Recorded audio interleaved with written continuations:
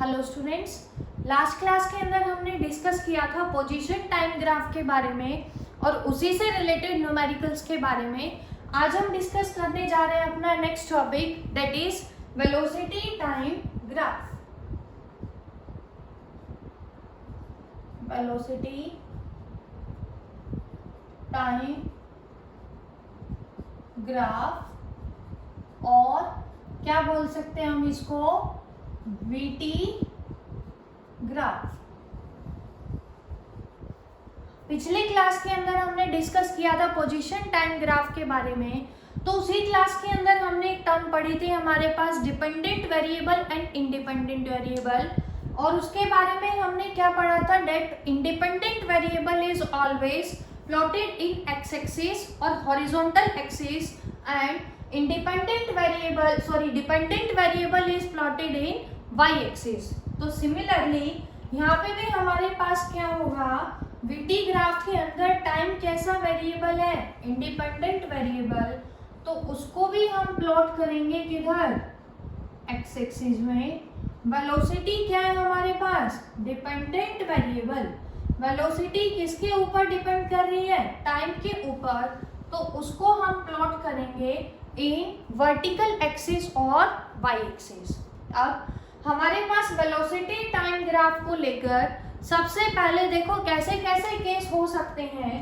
Case one जो हम discuss करने जा रहे हैं, केस वन के अंदर हमें क्या गिवन होगा, किसी ऑब्जेक्ट का वीटी ग्राफ हमें गिवन है। ग्राफ हमें कैसा गिवन है, that VT graph of an object is parallel to time axis. तो इसका मतलब हमें बताना है, यहाँ पे क्वेश्चन हमसे पूछ सकते हैं either the object is at rest और इन मोशन। तो सबसे पहली बात तो जो है इसके अंदर नोट करेंगे, देखो क्या नोट करेंगे, यहाँ पे ऑब्जेक्ट की वेलोसिटी हमने क्या मान ली, v मान ली, वेलोसिटी एक्सिस के ऊपर इस पॉइंट पे। टाइम जब 0 था तो वेलोसिटी कितनी है हमारे पास, v। टाइम जब चेंज हुआ तो भी वेलोसिटी की वैल्यू कितनी है, v। तो हर टाइम के ऊपर वेलोसिटी की वैल्यू हमारे पास सेम है, डेट इज v। तो यहाँ पे क्या है हमारे पास, that object is moving with same velocity. Object की वेलोसिटी हर टाइम पे क्या है, सेम। तो इसको हम क्या बोलेंगे, ऑब्जेक्ट इज मूविंग with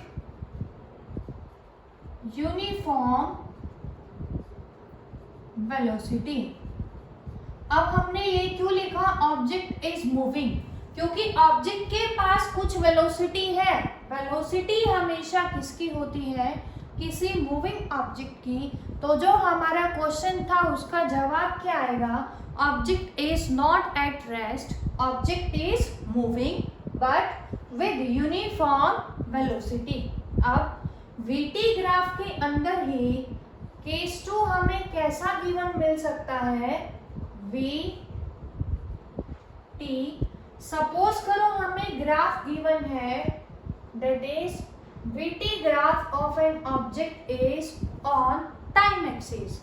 इसका मतलब क्या है, टाइम एक्सिस के ऊपर vertical component that is v की वैल्यू क्या होगी, 0, क्योंकि हमने पढ़ा हुआ एक्स एक्सिस पे y एक्सिस की वैल्यू कितनी होती है, 0। इसका मतलब टाइम एक्सिस पे वेलोसिटी की वैल्यू क्या होगी, 0। अगर ऑब्जेक्ट की वेलोसिटी 0 है, इसका मतलब ऑब्जेक्ट किसमें है हमारे पास, इज एट रेस्ट। ऑब्जेक्ट किसमें है हमारे पास, रेस्ट में। थर्ड केस के अंदर हमें क्या गिवन हो सकता है कि हमारे पास VT graph of an object कुछ इस तरह से हमें गिवन है कि जो वेलोसिटी एक्सिस है वो क्या है हमारे पास, नेगेटिव, लेकिन हर टाइम के ऊपर वेलोसिटी की वैल्यू कैसी है, यूनिफॉर्म है। क्योंकि टाइम तो चेंज हो रहा है लेकिन वेलोसिटी कितनी है, नेगेटिव ऑफ v। तो ये क्या है, इसका रिवर्स। तो क्या लिखेंगे यहाँ पे, object is moving with uniform negative velocity. Object क्या मूव कर रहा है, यूनिफॉर्म क्यों बोल रहा है, क्योंकि सेम है। कैसे है यूनिफॉर्म, नेगेटिव वेलोसिटी। तो ये क्या थे हमारे पास अलग अलग केस, कैसे यहाँ पे वीटी ग्राफ के अंदर गिवन है। दूसरा यहाँ पे वीटी ग्राफ के अंदर क्या याद रखेंगे हम, कि अगर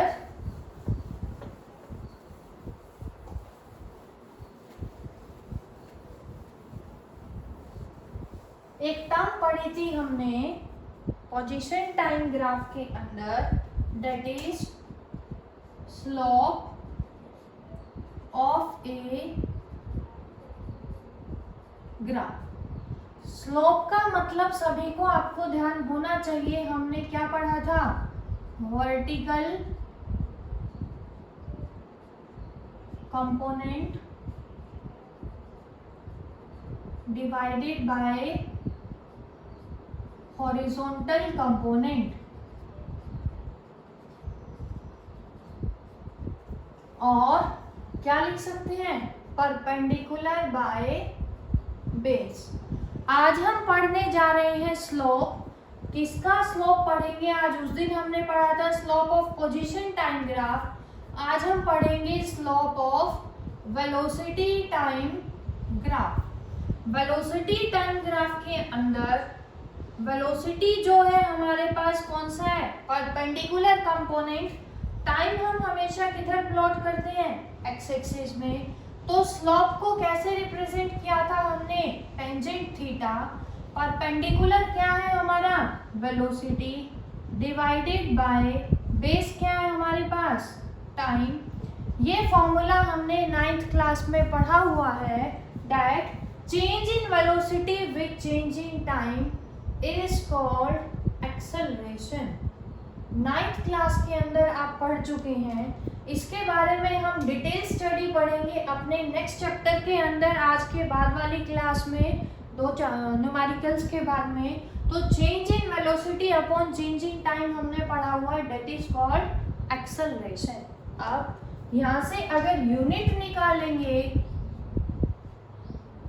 एक्सेलरेशन की, तो एक नंबर में एक तो क्वेश्चन ये बन सकता है कि what does the slope of VT graph represents. तो हमारा आंसर क्या आएगा, एक्सेलरेशन। अब ऐसा यूनिट अगर निकालनी हो तो वेलोसिटी की यूनिट हमने क्या निकाली थी, मीटर पर सेकंड। टाइम की यूनिट क्या होगी, सेकंड। तो एक्सेलरेशन की यूनिट हमारे पास क्या आएगी, मीटर पर सेकंड स्क्वायर। अब वेलोसिटी और स्पीड के अंदर जब हमने डिफरेंस डिस्कस किए थे, तो एक टर्म पढ़ी थी कि वेलोसिटी ऑफ एन ऑब्जेक्ट में भी जीरो, पॉजिटिव और नेगेटिव। इसका मतलब एक्सेलरेशन भी जीरो भी हो सकती है, पॉजिटिव भी हो सकती है और नेगेटिव भी हो सकती है। तो हमेशा याद रखेंगे पॉजिटिव एक्सेलरेशन के अंदर अगर ऑब्जेक्ट होगा तो उसको क्या बोलेंगे, एक्सेलरेटेड मोशन। अगर एक्सेलरेशन कैसी होगी, नेगेटिव, तो उसको क्या बोलेंगे, रिटार्डेशन और डिसेलरेशन। और अगर एक्सेलरेशन जीरो होगी, इसका मतलब क्या है, वेलोसिटी जीरो। वेलोसिटी जीरो इसका मतलब ऑब्जेक्ट ने मूव नहीं किया, तो ऑब्जेक्ट इज एट रेस्ट। ये तीनों केसेस हमें पता होने चाहिए। अब दूसरा क्वेश्चन यहाँ पे हमसे क्या पूछ सकते हैं, सपोज करो हमारे पास दो बसेस हैं, बस ए एंगल बना रही है थीटा 1, ये क्या है बस B at an angle theta 2। तो किसकी एक्सेलरेशन ज्यादा होगी, वीटी ग्राफ के अंदर एक्सेलरेशन क्या होता है, उसका स्लोप। तो एक्सेलरेशन किसकी ज्यादा होगी, जिसका स्लोप ज्यादा होगा, दैट इज जिसका एंगल ज्यादा होगा। तो यहाँ पे क्या होगा, बस ए की एक्सेलरेशन क्या होगी, ग्रेटर देन होगी किससे, बस बी से।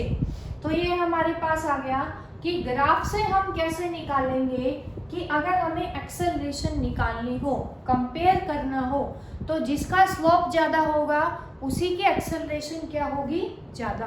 अब एक चीज़ और ध्यान रखेंगे, ग्राफ के अंदर क्वेश्चन हमसे पूछ सकते हैं कि what does the area under the graph represent. Numericals मिलेंगे हमें इस टाइप के कि what does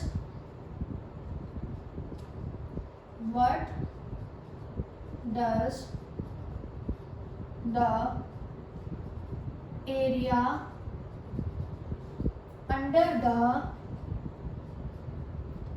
VT graph represents. तो इसके लिए ध्यान रखेंगे, सपोज करो हमें VT ग्राफ गिवन है,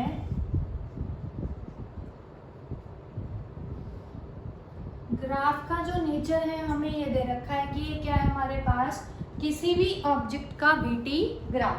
अब हमें क्या बताना है कि जो ग्राफ के नीचे का एरिया है तो वो हमें क्या बता रहा है। तो अब ग्राफ के नीचे का एरिया क्या बताएगा, ये हमेशा याद रखेंगे। एक तो formula area under the graph,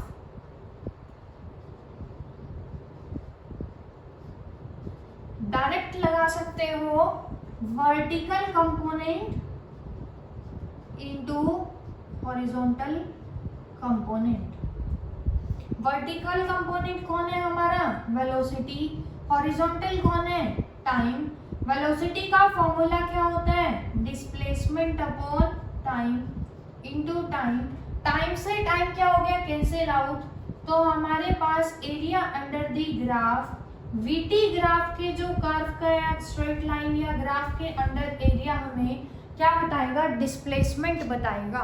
एक तो इस तरीके से निकाल सकते हैं। दूसरा, सपोज कर रहे हैं कि हमें जो ग्राफ है यहाँ पे हमारा टाइम कितना है T1, यहाँ पे टाइम कितना है T2। यहाँ से हमने दो परपेंडिकुलर डाल दिए, किसके ऊपर डाल दिए, जो ग्राफ का मोशन था, ऑब्जेक्ट का जो मोशन था उसके ऊपर। उसके बाद ये जो अरेंजमेंट है, आप देखो क्या बन गया हमारे पास, मैथमेटिकली एक रेक्टेंगल को रिप्रेजेंट कर रहा है। तो जब इसका एरिया निकालेंगे, एरिया ऑफ रेक्टेंगल, क्या पढ़ा हुआ है हमने, लेंथ इनटू ब्रेड्थ। अब ये क्या है हमारे पास, वेलोसिटी इनटू ये क्या है, टाइम। वेलोसिटी इनटू टाइम किसको रिप्रेजेंट करेगा, डिस्प्लेसमेंट को। तो यहां से भी क्या कंक्लूजन आया कि area under the VT graph, velocity time graph के नीचे का एरिया, ग्राफ के अंडर एरिया हमें क्या बताता है, डिस्प्लेसमेंट के बारे में बताता है। अब वेलोसिटी टाइम ग्राफ के ऊपर हमसे क्वेश्चन क्या पूछ सकते हैं कि ड्रॉ द VT ग्राफ। तो एक क्वेश्चन डिस्कस कर लेते हैं इसी के ऊपर बेस। तो क्वेश्चन क्या है हमारा, a ball is thrown in upward direction which comes back to its initial position, then draw the velocity time graph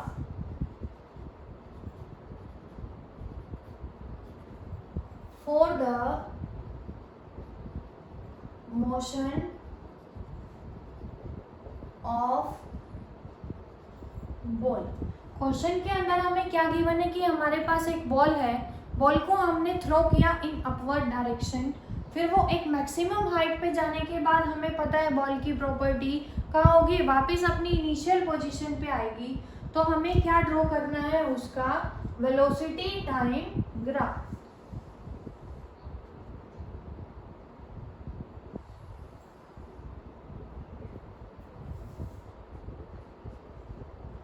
ध्यान से देखेंगे हमें कौन कौन से पैरामीटर रिक्वायर्ड है। एक तो वेलोसिटी रिक्वायरमेंट है, दूसरा किसके रिक्वायरमेंट है, टाइम की। तो यहाँ पे टेबल ड्रॉ करते हैं वेलोसिटी और टाइम की। ध्यान से देखेंगे सभी, हमें किसी बॉल को थ्रो करना है अपवर्ड डायरेक्शन में, तो सबसे पहले हम किसी बॉल को लेकर आएंगे, उसके बाद उसको थ्रो करेंगे मैक्सिमम वेलोसिटी के साथ, क्यों, ताकि वो ऊपर जाए। तो इसका मतलब क्या है, जब टाइम हमारा 0 था, जब हमने बॉल को थ्रो किया तो वहाँ पे हमारी वेलोसिटी क्या थी, मैक्सिमम, उसको हमने मान लिया प्लस v। ये क्या आगे टाइम जब कितना था, 0। उसके बाद बॉल कहाँ जा चुकी है, ऊपर। किसी टाइम के बाद बॉल कहाँ जाएगी, ऊपर, तो उस टाइम को हमने क्या मान लिया, टाइम t। टाइम जब t हुआ, ऑब्जेक्ट या बॉल कहाँ चली गई, अपनी मैक्सिमम हाइट पे, वहाँ से वो वापस किधर आएगी, नीचे। इसका मतलब मैक्सिमम हाइट पे उसकी वेलोसिटी कितनी होगी, 0। तो मैक्सिमम हाइट पे जब टाइम कितना हुआ, t, तो बॉल की वेलोसिटी कितनी होगी, 0। हमने बॉल को ऐसे फेंका, ऊपर चली गई, टाइम 0, v पॉजिटिव। यहाँ पे वेलोसिटी 0, टाइम कितना है हमारे पास, t। अब बॉल वहाँ पे जाने के बाद मैक्सिमम हाइट पे वेलोसिटी 0, तो वापस किधर आएगी, नीचे। फिर से कितना टाइम चलेगी, t। पहले टाइम कितना था, t, तो टोटल टाइम हमारे पास कितना हो गया, 2t। अब फिर से ऑब्जेक्ट मूव करेगा मैक्सिमम वेलोसिटी के साथ, लेकिन उसकी डायरेक्शन क्या है, reverse, as compared to previous case. तो वेलोसिटी कैसी होगी, नेगेटिव। तो अब यहाँ पे जब ग्राफ ड्रॉ करेंगे तो क्या आएगा हमारे पास, टाइम जब 0 है तो वेलोसिटी कितनी है बॉल की, डेट इज यहाँ पे मान लिया हमने प्लस v। टाइम जब हुआ t सेकेंड, तो वेलोसिटी कितनी होगी, 0। ये आ गई हमारे पास सेकेंड वाली सिचुएशन। टाइम जब 2t हुआ तो ऑब्जेक्ट मूव कर रहा है मैक्सिमम वेलोसिटी के साथ, लेकिन रिवर्स डायरेक्शन में, तो टाइम यहाँ पे हमने क्या मान लिया, 2t। वेलोसिटी मैक्सिमम है लेकिन क्या है, नेगेटिव, इसको हमने क्या मान लिया, नेगेटिव v। तो इन पॉइंट्स को जब हम मिलाएंगे एक दूसरे से, तीनों पॉइंट्स को, तो हमारे पास हमें क्या मिलेगा, vt ग्राफ। किसके लिए मिलेगा vt graph, for the motion of the ball. तो ये हमें क्या मिल गया, velocity time graph of the motion of the ball. अब नेक्स्ट क्लास में हम डिस्कस करेंगे टॉपिक रिलेटिव वेलोसिटी। तब तक के लिए इसी को रिवाइज करेंगे। Thank you very much.